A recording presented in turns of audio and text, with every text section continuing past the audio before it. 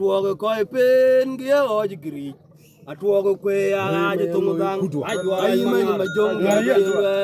nong re maru yar ke ma dul dit kwa on ma chuga bun ma kol amanyin jok ai mere ma on ma ding ke ma kulbuk ulon yara lir bantum ti chen je pau to dang ti krejo me je kwe digru ti cher jo ma ba di de jol goti nonga jongo manyang buke la duti jaki ba po duru jale diani ay doray mga amori ran ay jol inde guayo amanyo ay maku majung jana makoli da jongo oy malwale amanyo para jul moy bi pet ako jom tayan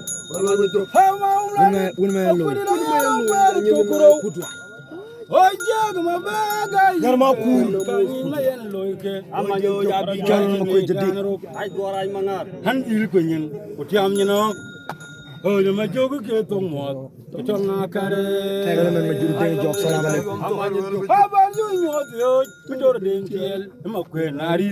amanyo jok ho chore yo je ti cho gu kwet karem del ga dia amanyo jok hana dia no ga waji acha ke yang tukin ayaga aja mariar amanyin tok kudara duwe dieti ay lay mariara duro lar bay ke yen na duro manyang amanyin tok ko ni de ko ne jeme ayo ki amanyin de nyin o kaye polo manyang pola god na ko ke ay goray manga ay dul barga cirmor ja piopiat ma ju ko ye joni ran ya arbiya do twen awun wala bi dor ya na ko buri jude ko tuli ay ma piu temre ay mangar ay ya ni na bay ay lo dul ay lo mo def ja piopiat ma ju ko ye joni ran ya arbiya do twen awun wala bi dor ya na ko buri jude una jiriya ma ben kama kwe yan pire ji tanga nyang ang war jale chogo juba blo ben tiew buga julel de nga kun long buna nga tere ay ma kwe li beri wam to horam dio je ma nyaw tiam budi da chele we rong jarbe un jan on mi dal wala yul ay une lu na jul bu to la karika horam dio je ma nyaw tiam budi da chele we rong jarbe un jan du on mi dal wala yul unda nelo na jul butual garega jo jabi ya wala ut ayenye water butual gere jogu gumu na jibya gbora jam nimlaw ay ma kini ay ma umla le ko ndira jan gol na ga tungo ay gora ya na ay ko ternya na ba ay lo dul tagutam ma cekia ha umla la loy wonge ma joki loy wonge sike Bamla loy wonge ma joke loy wonge ho duko dana nyama